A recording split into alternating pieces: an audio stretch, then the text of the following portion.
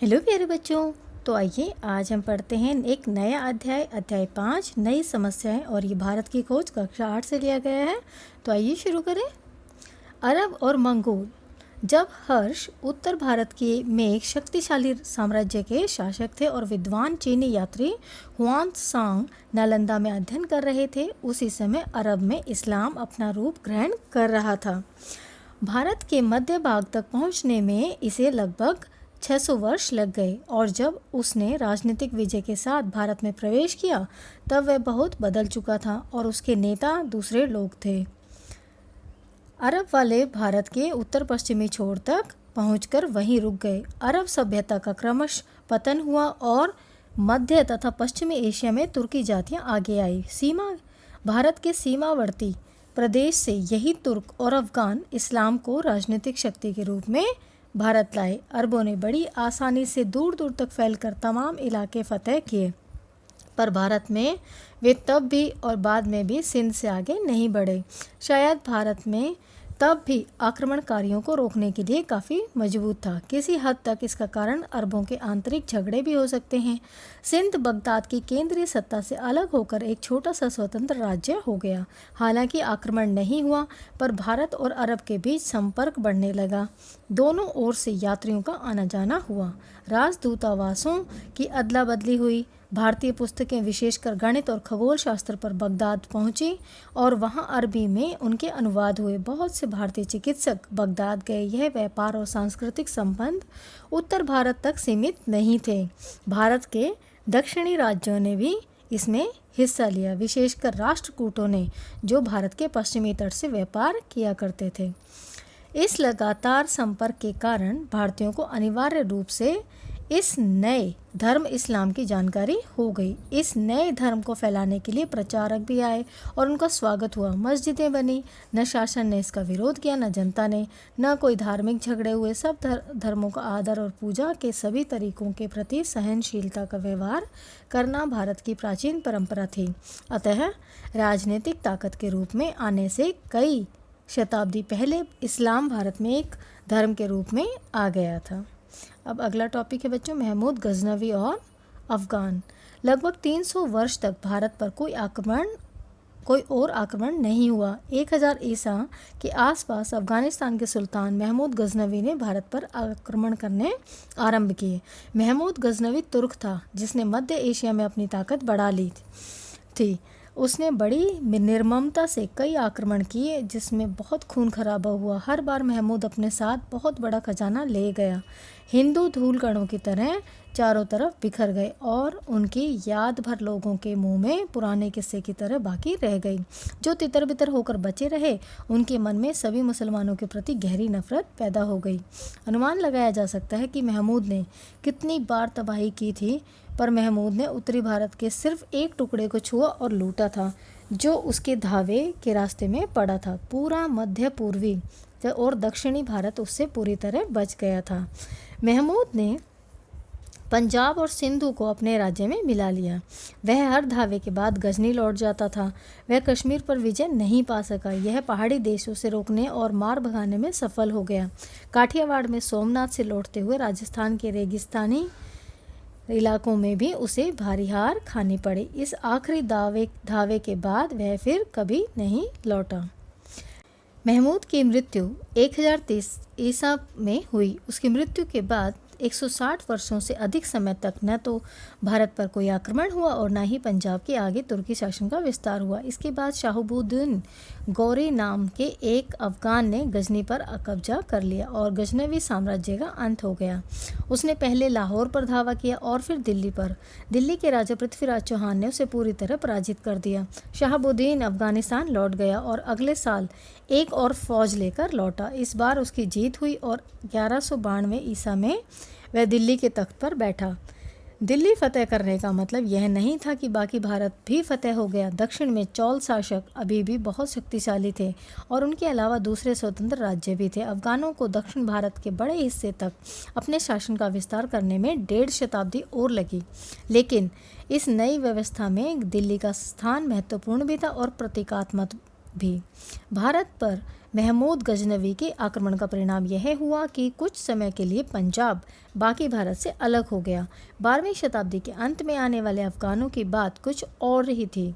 वे हिंद आर्य जाति के लोग थे और भारत की जनता से उनका निकट संबंध था। लंबे समय तक अफगानिस्तान भारत का हिस्सा होकर रहा है और ऐसा होना उसकी नियति थी।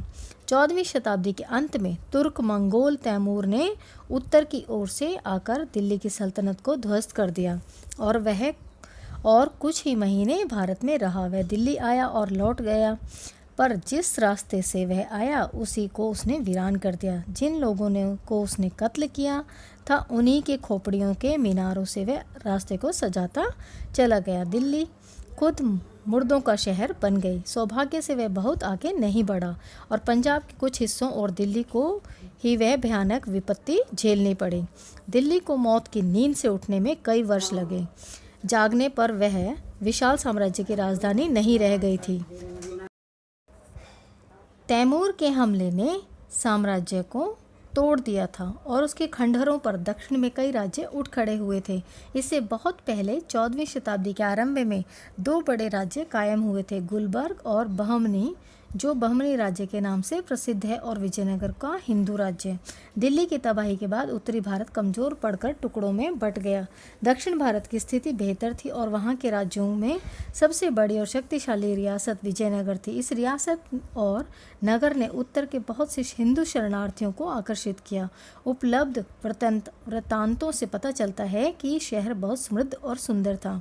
जब दक्षिण में विजयनगर तरक्की कर रहा था उस समय उत्तर की पहाड़ियों से होकर एक और हमलावर दिल्ली के पास पानीपत के प्रसिद्ध मैदान में आया। उसने 1526 ईसा में दिल्ली के सिंहासन को जीत लिया। मध्य एशिया के तैमूर वंश का यह तुर्क मंगोल बाबर था।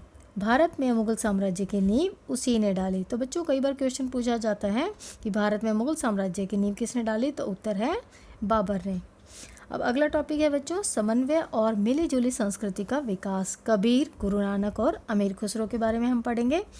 भारत पर मुस्लिम आक्रमण की या भारत में मुस्लिम युग की बात कहना गलत और भ्रामक है। इस्लाम ने भारत पर आक्रमण नहीं किया, वह भारत में कुछ सदियों के बाद आया। आक्रमण तुर्कों महमूद ने किया था, अफगानों ने किया था और उसके बाद तुर्क मंगोल या मुगल आक्रमण हुआ। इनमें से बाद के 2 आक्रमण महत्वपूर्ण थे। अफगानों को हम भारत का सीमावर्ती समुदाय कह सकते हैं, जो भारत के लिए पूरी तरह अजनबी भी नहीं माने जा सकते। उनके राजनीतिक शासन के काल को हिंद अफगान युग कहना चाहिए। मुगल भारत के लिए बाहर के और अजनबी लोग थे, फिर भी वे भारतीय ढांचे में बड़ी तेजी से समा गए और उन्होंने हिंद मुगल युग की शुरुआत की। अफगान शासक और जो लोग उनके साथ आए थे वे भी भारत में समा गए। उनके परिवारों का पूरी तरह भारतीयकरण हो गया। भारत को वे अपना घर और बाकी सारी दुनिया को विदेश मानने लगे।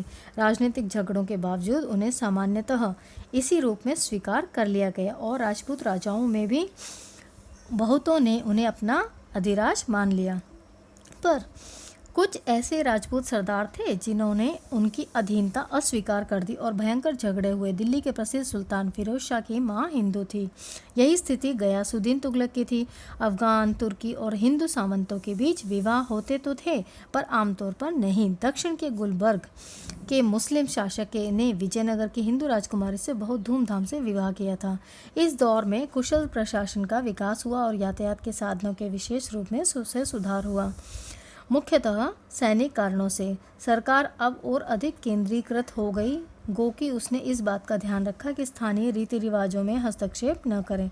शेर शाह, जिसने मुगल काल के आरंभ में हस्तक्षेप किया था, अफगान शासकों में सबसे योग्य था। उसने ऐसी मालगुजारी व्यवस्था की नींव डाली जिसका आगे चलकर अकबर ने विकास किया। अकबर के प्रसिद्ध राजस्व मंत्री टोडरमल की नियुक्ति पहले शेर शाह ने ही की थी। हिंदुओं की क्षमता का अफगान शासक अधिकाधिक उपयोग करते गए। भारत और हिंदू धर्म पर अफगानों की विजय का दोहरा असर पड़ा। तत्काल प्रभाव यह पड़ा कि लोग अफगान शासन में पड़ने वाले क्षेत्रों से दूर भागकर दक्षिण की ओर चले गए। जो बचे रहे उन्होंने विदेशी तौर तरीकों और प्रभावों से अपने को बचाने के लिए वर्ण व्यवस्था को और कठोर बना दिया। दूसरी ओर विचारों और जीवन दोनों में इस विदेशी ढंग की और धीरे धीरे लोगों का रुझान पैदा होने लगा। परिणामतः समन्वय अपने आप रूप लेने लगा। वास्तुकला की नई शैलियाँ उपजी, खाना पहनना बदल गया और जीवन अनेक रूपों में प्रभावित हुआ। यह समन्वय संगीत में विशेष रूप से दिखाई पड़ा। भारत की प्राचीन शास्त्रीय पद्धति का अनुसरण करते हुए उसने कई दिशाओं में विकास किया। फारसी भाषा दरबार की सरकारी भाषा बन गई और फारसी के बहुत से शब्द बोलचाल की भाषा में प्रवेश कर गए। इसके साथ ही जन भाषाओं का भी विकास किया गया। भारत में जिन दुर्भाग्यपूर्ण बातों में वृद्धि हुई उनमें से एक पर्दा प्रथा थी। ऐसा क्यों हुआ यह स्पष्ट नहीं, पर भारत में पर्दा प्रथा का विकास मुगल काल में तब हुआ जब यह हिंदुओं और मुसलमानों दोनों में पद और आदर की निशानी समझा जाने लगा। औरतों को अलग पर्दे में रखने की यह प्रथा उन इलाकों में ऊंचे वर्गों में विशेष रूप से फैली हुई जहां मुसलमानों का प्रभाव सबसे अधिक था, यानी उस मध्य और विशाल पूर्वी प्रदेश में जिसमें दिल्ली, संयुक्त प्रांत, राजपूताना, बिहार और बंगाल आते हैं। लेकिन अजीब बात यह है कि पंजाब और सरहदी सूबे में जो मुख्यतः मुस्लिम इलाके थे, पर्दे की प्रथा उतनी कड़ी नहीं थी। दिल्ली में अफगानों के प्रतिष्ठित होने के साथ पुराने और नए के बीच ये एक समन्वय रूप ले रहा था। इनमें से अधिकतर परिवर्तन उच्च वर्गों में, अमीर उमरावों में हुए। इसका असर विशाल जनसमूह पर, विशेषकर देहाती जनता पर नहीं पड़ा। उनकी शुरुआत दरबारी समाज में होती थी और वे शहरों और कस्बों में फैल जाते थे। इस तरह उत्तरी भारत में दिल्ली और संयुक्त प्रांत इसके केंद्र बने, ठीक उसी तरह जैसे ये पुरानी आर्य संस्कृति का केंद्र रहे हैं। पर इस आर्य संस्कृति का एक बड़ा हिस्सा दक्षिण की ओर खिसक गया, जो हिंदू रूढ़िवादिता का गढ़ बन गया। जब तैमूर के हमले से दिल्ली की सल्तनत कमज़ोर हो गई तो जौनपुर संयुक्त प्रांत में एक छोटी सी मुस्लिम रियासत खड़ी हुई। पूरी 15वीं शताब्दी के दौरान यह रियासत कला, संस्कृति और धार्मिक सहिष्णुता का केंद्र रही। विकसित होती हुई आम भाषा हिंदी को यहाँ प्रोत्साहित किया गया और हिंदुओं और मुसलमानों के धर्मों के बीच समन्वय करने का प्रयास भी किया गया। लगभग इसी समय उत्तर में सुदूर कश्मीर में एक स्वतंत्र मुस्लिम शासक जैनुल अबदीन को उसकी सहिष्णुता और संस्कृत के अध्ययन और प्राचीन संस्कृति को प्रोत्साहित करने का कारण बहुत यश मिला। पूरे भारत में यह नई उत्तेजना सक्रिय थी और नए विचार लोगों को परेशान कर रहे थे। भारत विदेशी तत्वों को आत्मसात करने का प्रयास कर रहा था और इस प्रक्रिया में थोड़ा बहुत खुद भी बदल रहा था। इसी बीच कुछ नए ढंग के सुधारक खड़े हुए जिन्होंने इस समन्वय का जानबूझकर समर्थन किया और अक्सर वर्ण व्यवस्था की निंदा या उपेक्षा की। 15वीं शताब्दी में दक्षिण में रामानंद और उनसे भी अधिक प्रसिद्ध शिष्य कबीर हुए। कबीर की साखियाँ और पद आज भी बहुत लोकप्रिय हैं। उत्तर में गुरु नानक हुए जो सिख धर्म के संस्थापक माने जाते हैं। पूरे हिंदू धर्म पर इन सुधारकों के नए विचारों का प्रभाव पड़ा और भारत में इस्लाम का स्वरूप भी दूसरे स्थानों पर उसके स्वरूप से किसी हद तक भिन्न हो गया। इस्लाम के एकेश्वरवाद ने हिंदू धर्म को प्रभावित किया और हिंदुओं के अस्पष्ट बहुदेववाद का प्रभाव भारतीय मुसलमानों पर पड़ा। इनमें से अधिकतर भारतीय मुसलमान ऐसे थे जिन्होंने धर्म परिवर्तन किया था और उनका पालन पोषण प्राचीन परंपराओं में हुआ था और वे अब भी उन्हीं से घिरे थे। उनमें बाहर से आने वालों की संख्या अपेक्षाकृत कम थी। विदेशी तत्वों के भारत में अधिकाधिक आत्मसात होने का सबसे महत्वपूर्ण संकेत उनके द्वारा देश की आम भाषा का प्रयोग था। गर्चे दरबार की भाषा फारसी बनी रही। आरंभ में के लेखकों में सबसे प्रसिद्ध अमीर खुसरो थे। वे तुर्क थे और उनका परिवार 2 या 3 पीढ़ियों से संयुक्त राज्य में बसा हुआ था। वे 14वीं शताब्दी के दौरान कई अफगान सुल्तानों के शासन में रहे। वे फारसी के चोटी के कवि थे और उन्हें संस्कृत का भी ज्ञान था। वे महान संगीतकार थे और उन्होंने भारतीय संगीत में कई मौलिक उद्भावनाएं की थी। कहा जाता है कि भारत के लोकप्रिय तंत्री वाद्य सितार का आविष्कार उन्होंने ही किया था। उन्होंने ऐसे कई विषयों पर रचना की जिनमें भारत ने विशेष प्रगति की थी। इनमें धर्म, दर्शन, तर्कशास्त्र, भाषा और व्याकरण के अतिरिक्त संगीत, गणित, विज्ञान और आम का फल है।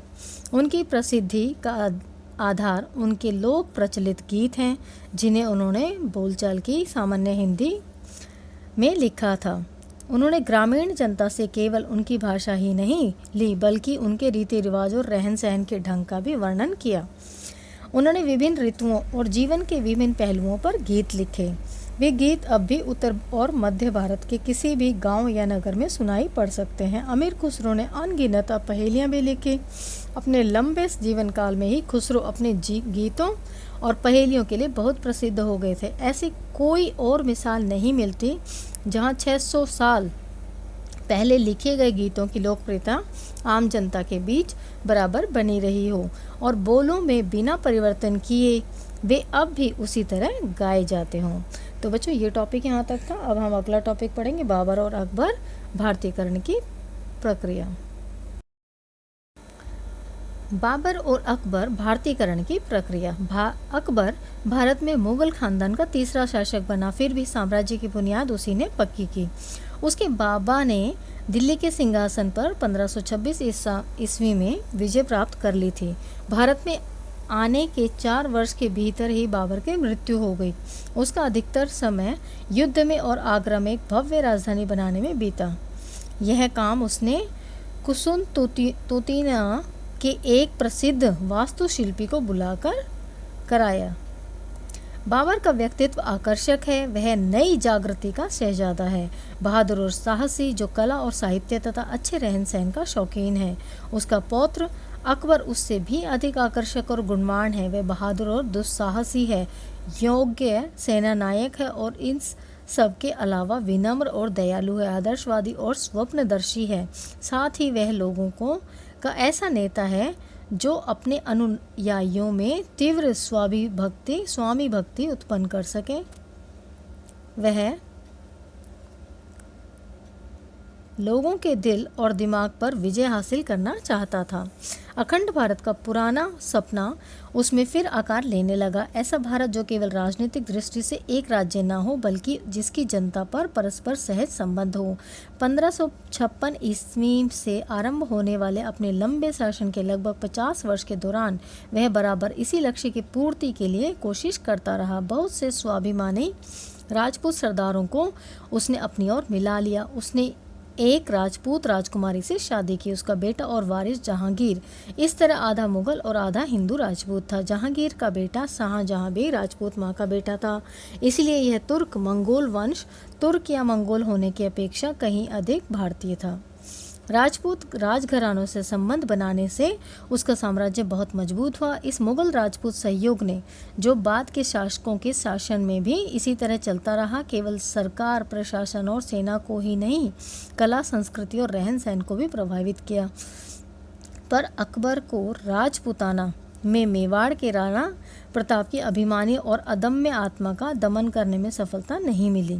राणा प्रताप ने एक ऐसे व्यक्ति से, जिसे वह विदेशी विजेता समझता था, औपचारिक संबंध जोड़ने के बजाय जंगलों में मारा मारा फिरना बेहतर समझा। और बच्चों, ये पिक्चर जो है बुलंद दरवाज़ा है आगरा का।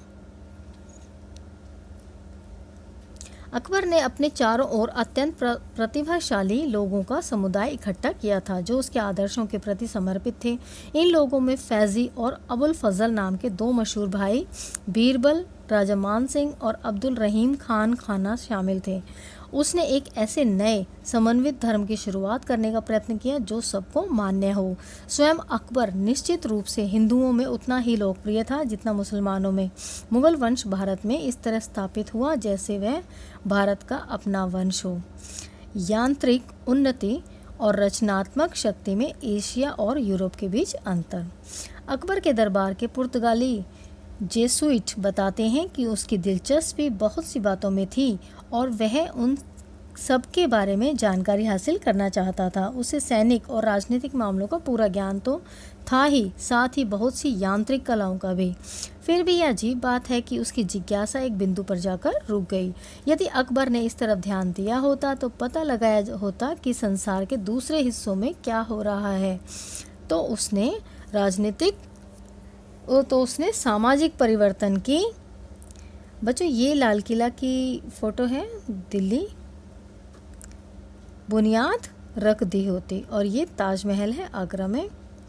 लेकिन उसके सामने बड़ी समस्या यह थी कि वह इस्लाम के साथ राष्ट्रीय धर्म और लोगों के रीति रिवाजों का मेल करा के राष्ट्रीय एकता कैसे कायम करे। इस तरह भारत की सामाजिक स्थिति में अकबर भी कोई बुनियादी अंतर पैदा नहीं कर सका, और उसके बाद भारत ने फिर अपना गतिहीन और अपरिवर्तनशील जीवन अपना लिया। अकबर ने जो इमारत खड़ी की थी वह इतनी मजबूत थी कि दुर्बल उत्तराधिकारियों के बावजूद वह 100 साल तक कायम रही। सिंहासन के लिए शहजादों में लगातार युद्ध होते रहे और केंद्रीय शक्ति कमज़ोर पड़ती गई, पर दरबार का प्रताप बना रहा और सारे एशिया और यूरोप में आलीशान मुगल बादशाहों का यश फैल गया। वास्तुकला की दृष्टि से दिल्ली और आगरा में सुंदर इमारतें तैयार हुई। यह भारतीय मुगल कला दक्षिण और उत्तर में मंदिरों और दूसरी इमारतों की सजावट और अलंकरण की शैली से एकदम भिन्न थी। प्रेरित वास्तुकारों और निर्माताओं ने आगरा में ताजमहल को मोहब्बत भरे हाथों से खड़ा किया। उत्तर पश्चिम से आने वाले आक्रमणकारियों और इस्लाम का भारत पर बहुत प्रभाव पड़ा। इस टकराव ने उन बुराइयों को खोल कर रख दिया जो हिंदू समाज के में घर कर गई थी। जात पात की सड़ांत, अछूत प्रथा और अलग अलग रहने की बेढब प्रवृत्ति, इस्लाम के भाईचारे को अपना मानने वालों के बीच बराबरी के सिद्धांतों का विशेषकर उन लोगों पर गहरा असर पड़ा जिन्हें हिंदू समाज में बराबरी का दर्जा देने से इनकार कर दिया था। इस विचारधारात्मक टकराहट से कई आंदोलन उठ खड़े हुए जिनका उद्देश्य धार्मिक समन्वय करना था। यह बात ध्यान देने लायक है कि वर्गों का प्रभाव इस हद तक था कि नियमित लोगों ने इस्लाम में धर्म परिवर्तन सामूहिक रूप से किया। ऊंची जाति के लोगों में व्यक्ति कभी कभार अकेले धर्म परिवर्तन कर लेता था, पर निम्न श्रेणी के लोगों में मोहल्ले में एक जाति के लोग या फिर लगभग सारा गांव ही धर्म बदल लेता था। इसीलिए उनका सामूहिक जीवन और कामकाज पहले की ही तरह चलते रहे। केवल पूजा के तरीकों आदि में छोटे मोटे अंतर अवश्य आ गए। इस कारण आज हम देखते हैं कि कुछ विशेष पेशे और शिल्प ऐसे हैं जिन पर मुसलमानों का एकाधिकार है। इस तरह कपड़ा बुनने का काम मुख्यतः और ज़्यादातर हिस्सों में पूरी तरह मुसलमान करते हैं। भारत में रहने वाले अधिकतर मुसलमानों ने हिंदू धर्म से धर्म परिवर्तन किया था। कुछ लंबे संपर्क के कारण भारत के हिंदुओं और मुसलमानों ने बहुत सी समान विशेषताएं, आदतें, रहने सहने के ढंग और कलात्मक रुचियाँ विकसित की। वे शांतिपूर्वक एक कौम के लोगों की तरह साथ साथ रहा करते थे, एक दूसरे के त्योहारों और जलसों में शरीक होते थे, एक ही भाषा बोलते थे और बहुत कुछ एक ही तरह से रहते थे और एकदम एक जैसी आर्थिक समस्याओं का सामना करते थे। यह तमाम आपसदारी और एक साथ रहना सहना उस वर्ण व्यवस्था के बावजूद हुआ जो ऐसे मेल मिलाप में बाधक थे। एकाध उदाहरणों को छोड़कर आपस में शादी ब्याह नहीं होते थे और जब ऐसा होता था तो दोनों पक्ष मिलकर एक नहीं होते थे। आपसी खान पान भी नहीं होता था, पर इस मामले में बहुत कड़ाई नहीं बरती जाती थी। औरतों के पर्दे में अलग थलग रहने के सामाजिक जीवन के विकास में रुकावट आई। गांव की आम जनता में अर्थात आबादी के बड़े हिस्से में जीवन मिला जुला था और उसमें सामूहिकता कहीं अधिक थी। गांव के सीमित घेरे के भीतर हिंदुओं और मुसलमानों के बीच गहरे संबंध थे। वर्ण व्यवस्था से कोई बाधा नहीं होती थी और हिंदुओं ने मुसलमानों को भी एक जात मान लिया था। वे एक दूसरे के त्योहारों में शरीक होते थे और कुछ अर्ध धार्मिक से त्यौहार दोनों के बीच समान रूप से मनाए जाते थे। उनके लोकगीत भी एक ही थे। इनमें से ज़्यादातर लोग किसान, दस्तकार और शिल्पी थे। मुगल शासनकाल के दौरान बहुत से हिंदुओं ने दरबार की भाषा फारसी में पुस्तकें लिखी।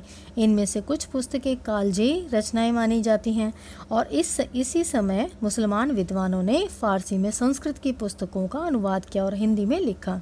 हिंदी के सबसे प्रसिद्ध कवियों में दो हैं, मलिक मोहम्मद जायसी जिन्होंने पद्मावत लिखा और अब्दुल रहीम खान खाना जो अकबर दरबार के अमीरों में से थे और उनके संरक्षक के पुत्र थे।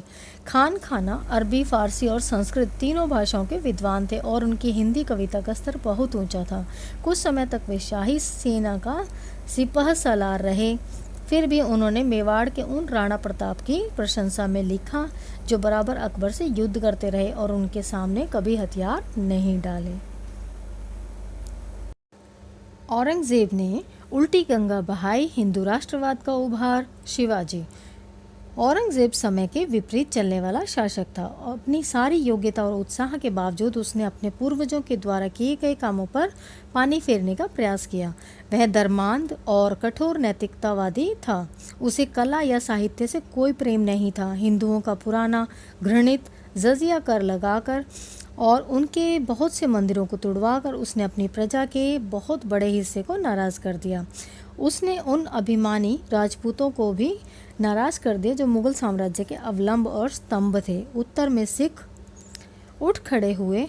वे हिंदू और मुस्लिम विचारों का किसी हद तक समन्वय करने वाले शांतिप्रिय समुदाय के प्रतिनिधि थे जो दमन और अत्याचार के विरुद्ध एक सैनिक बिरादरी के रूप में संगठित हो गए।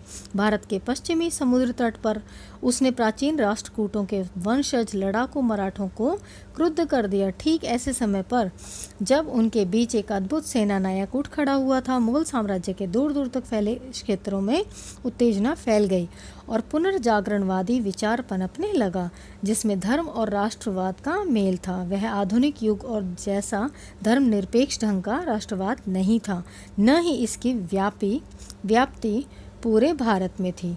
धर्म और राष्ट्रीयता के मेल ने दोनों ही तत्वों से शक्ति और संबद्धता हासिल की, लेकिन उसकी कमजोरी भी इसी मेल से पैदा हुई थी। यह केवल खास किस्म की और आंशिक राष्ट्रीयता थी जिसमें धर्म के क्षेत्र से बाहर पड़ने वाले तमाम भारतीय तत्वों का समावेश नहीं था। हिंदू राष्ट्रवाद उस व्यापक राष्ट्रीयतावाद के मार्ग में बाधक था जो धर्म और राजनीति के भेदभाव से ऊपर उठ जाती है। विशेषकर मराठों की अवधारणा व्यापक थी और जैसे जैसे उनकी शक्ति बढ़ी उनके साथ इस अवधारणा का भी विकास हुआ। 1784 ईस्वी में वॉरेन हास्टिंग्स ने लिखा था, हिंदुस्तान और दक्षिण के तमाम लोगों में से केवल मराठों के मन में राष्ट्र प्रेम की भावना है जिसकी गहरी छाप राष्ट्र के हर व्यक्ति के मन पर है। मराठे अपनी राजनीतिक और सैनिक व्यवस्था और आदतों में उदार थे और उनके भीतर लोकतांत्रिक भावना थी। इससे उन्हें शक्ति मिलती थी। शिवाजी औरंगजेब से लड़ा जरूर, पर उसने मुसलमानों को खुलकर नौकरियां दी। मुगल साम्राज्य के खंडित होने के महत्वपूर्ण कारण आर्थिक ढांचे का चरमराना था। किसान बार बार विद्रोह करते थे। इनमें से कुछ आंदोलन बड़े पैमाने पर हुए थे। 1669 ईस्वी के बाद जाट किसान जो राजधानी से बहुत दूर नहीं थे बार बार दिल्ली सरकार के खिलाफ खड़े होते रहे। गरीब लोगों का एक अन्य विद्रोह सतनामियों का था। उस समय जब साम्राज्य में फूट और बगावत फैली हुई थी, पश्चिमी भारत में नई मराठा शक्ति विकास कर रही थी और अपने को मजबूत कर रही थी। शिवाजी, जिनका जन्म 1627 ईस्वी में हुआ था, पहाड़ी इलाकों के सख्त जान लोगों के आदर्श छापामार नेता थे। उनके घुड़सवार दूर दूर तक छापे मारते थे। उन्होंने सूरत को, जहां अंग्रेज़ों की कोठियां थी, लूटा और मुगल साम्राज्य के दूर दूर तक फैले क्षेत्रों पर चौथ कर लगाया। उन्होंने मराठों को एक शक्तिशाली संगठित फौजी दल का रूप दिया, उन्हें राष्ट्रीयतावादी पृष्ठभूमि प्रदान की और दुर्जय शक्ति का रूप लिया।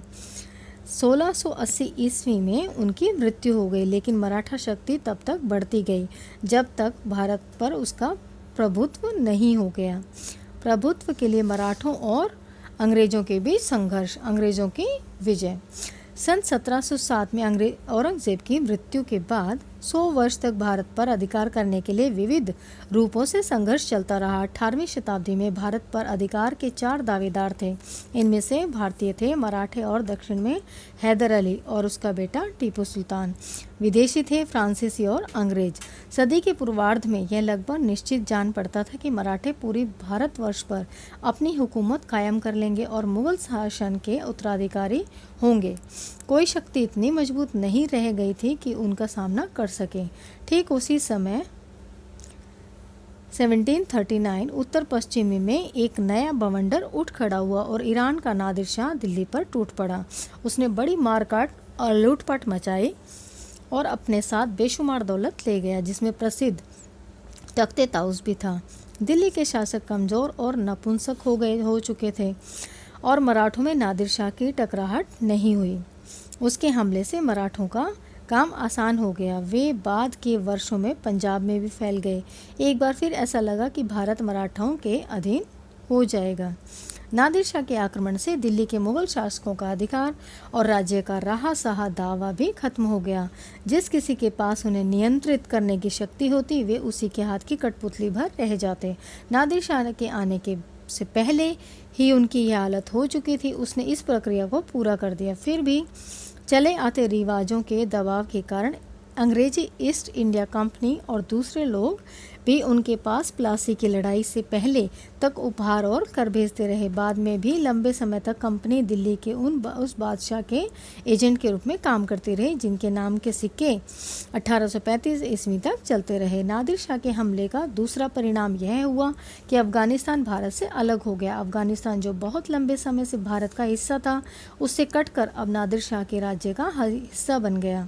बंगाल में जालसाजी और बगावत को बढ़ावा देकर क्लाइव ने थोड़े से प्रयास से सन 1757 में प्लासी का युद्ध जीत लिया। इसी तारीख से कभी कभी भारत में अंग्रेजी शासन की शुरुआत मानी जाती है। जल्द ही पूरा बंगाल और बिहार अंग्रेजों के हाथ में आ गया। इनके शासन की शुरुआत के साथ ही 1770 ईस्वी में इन दोनों सूबों में भयंकर अकाल पड़ा, जिससे इस घनी आबादी वाले इलाके में 1/3 से अधिक आबादी नष्ट हो गई। दक्षिण में अंग्रेजों और फ्रांसीसियों के बीच संघर्ष, जो विश्वव्यापी युद्ध का ही एक हिस्सा था, अंग्रेजों की विजय में समाप्त हुआ और भारत से फ्रांसीसियों का लगभग नामोनिशान मिट गया। फ्रांसीसियों के भारत से हट जाने के बाद 3 ताकतें बाकी रह गई थी जो अधिकार के लिए संघर्ष कर रही थी। मराठा संगठन, दक्षिण में हैदर अली और अंग्रेज, प्लासी में उनकी जीत और बंगाल और बिहार में फैलने के बावजूद भारत में ऐसे लोगों की संख्या बहुत कम थी जो अंग्रेज़ों को ऐसी शक्ति के रूप में देखते हों जिसकी नियति में पूरे भारत पर राज्य करना हो। अब भी सबसे पहले स्थान मराठों को ही दिया जाता था। वे सारे पश्चिम और मध्य भारत में यहाँ तक कि दिल्ली में फैले हुए थे और उनका साहस और युद्ध करने की योग्यता प्रसिद्ध थी। हैदर अली और टीपू सुल्तान भी विकट विरोधी थे जिन्होंने अंग्रेजों को बुरी तरह हराया था और ईस्ट इंडिया कंपनी की शक्ति को लगभग खत्म कर दिया था, पर वे दक्षिण तक सीमित रहे और पूरे भारत पर उनका कोई प्रत्यक्ष प्रभाव नहीं पड़ा। हैदर अली एक अद्भुत व्यक्ति और भारतीय इतिहास का उल्लेखनीय व्यक्तित्व था। उसका आदर्श किसी हद तक राष्ट्रीय था और उसमें कल्पनाशील नेता के गुण थे। मैसूर के टीपू सुल्तान को अंग्रेजों ने अंततः 1799 ईस्वी में पराजित कर दिया और इस तरह मराठों और अंग्रेजों की ईस्ट इंडिया कंपनी के बीच आखिरी मुकाबले के लिए मैदान साफ हो गया।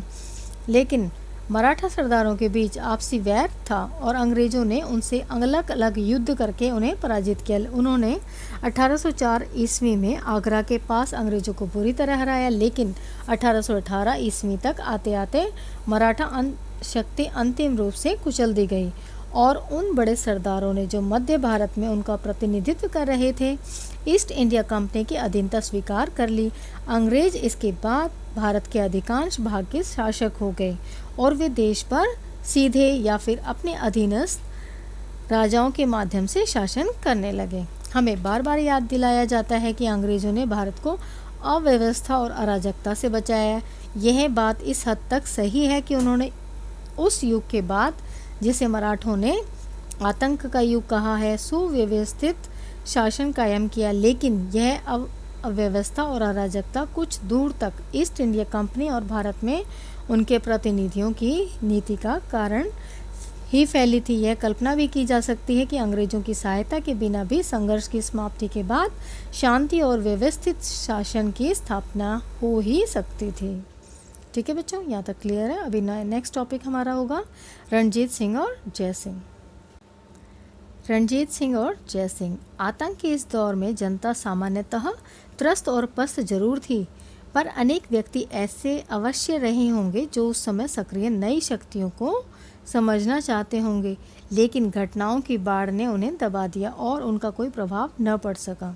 ऐसे व्यक्तियों में जिनमें जिज्ञासा भरी हुई थी। महाराजा रणजीत सिंह थे। वे जाट सिख थे जिन्होंने पंजाब में अपना साम्राज्य कायम किया था। बाद में यह साम्राज्य कश्मीर और सरहदी सूबे तक फैल गया। अपनी कमजोरियों के बावजूद वह एक अद्भुत व्यक्ति था। वह अत्यंत मानवीय था। उसने एक राज्य और शक्तिशाली सेना का निर्माण किया। फिर भी वह खून खराबा पसंद नहीं करता था। जब इंग्लैंड से छोटे मोटे चोर उचक्कों को भी मौत की सज़ा भोगनी पड़ती थी, उसने मौत की सज़ा बंद कर दी, चाहे जुर्म कितना ही बड़ा हो। युद्ध के सिवाय उसने कभी किसी की जान नहीं ली, गरचे उसकी जान लेने की कोशिश एकाधिक बार की गई।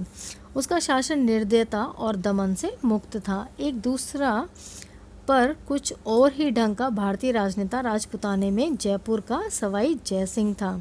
उसका समय कुछ और पहले था और उसकी मृत्यु 1743 ईस्वी में हुई थी। वह औरंगजेब की मृत्यु के बाद होने वाली उथल पुथल के समय हुआ था। वह इतना चतुर और अवसरवादी था कि एक के बाद एक लगने वाले धक्कों और परिवर्तनों के बावजूद बचा रहा। वह बहादुर योद्धा और कुशल राजनयिक तो था ही, इससे बढ़कर वह गणितज्ञ, खगोल विज्ञानी और नगर निर्माण करने वाला था और उसकी दिलचस्पी इतिहास के अध्ययन में थी। जयसिंह ने जयपुर, दिल्ली, उज्जैन, बनारस और मथुरा में बड़ी बड़ी वेधशालाएं बनाई। उसने जयपुर नगर बसाया। उसने उस समय के कई यूरोपीय नगरों के नक्शे इकट्ठे किए और फिर अपना नक्शा खुद बनाया। तो बच्चों, ये दो दिल्ली में जंतर मंतर और जयपुर में जंतर मंतर हैं, ये जयसिंह, सवाई राजा जयसिंह ने ही बनवाया था। इन पुराने यूरोपीय नगरों के कई नक्शे जयपुर के अजायब घर में सुरक्षित हैं। जयपुर नगर की योजना को अब भी नगर निर्माण का आदर्श समझा जाता है। लगातार युद्धों और दरबारी षड्यंत्रों के बीच अक्सर खुद उलझे रहने पर भी जयसिंह ने बहुत कुछ किया। जयसिंह की मृत्यु के केवल 4 वर्ष पहले नादिर शाह का आक्रमण हुआ।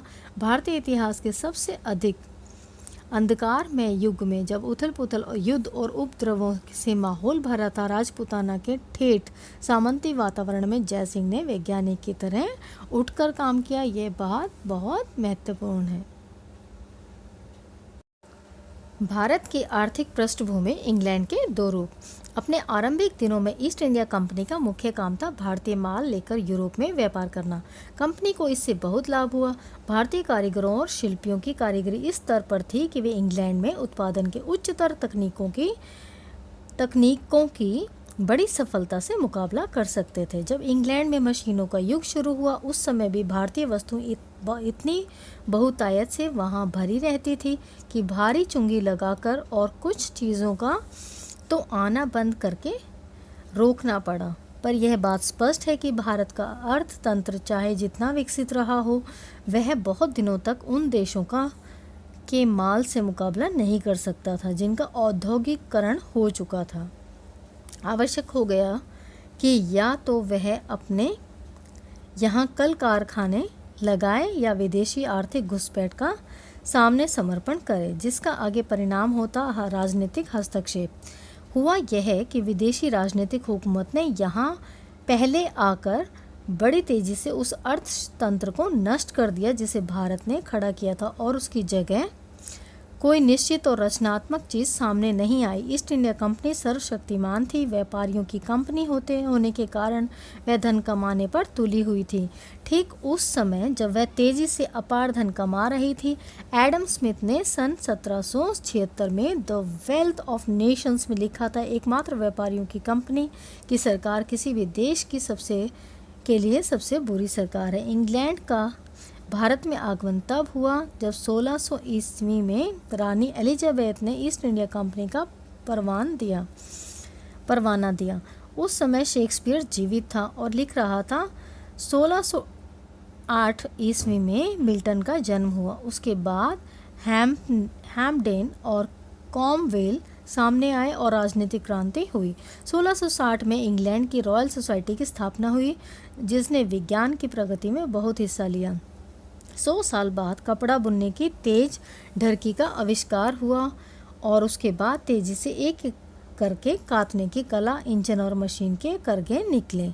इन दो में से भारत कौन सा इंग्लैंड आया, शेक्सपियर और मिल्टन वाला। शालीन बातों, लेखन और बहादुरी के कारनामों वाला। राजनीतिक क्रांति और स्वाधीनता के लिए संघर्ष करने वाला, विज्ञान और तकनीक में प्रगति करने वाला इंग्लैंड, या फिर बर्बर दंड संहिता और नृशंस व्यवहार करने वाला वह इंग्लैंड सामंतवाद और प्रतिक्रियावाद से घिरा हुआ था।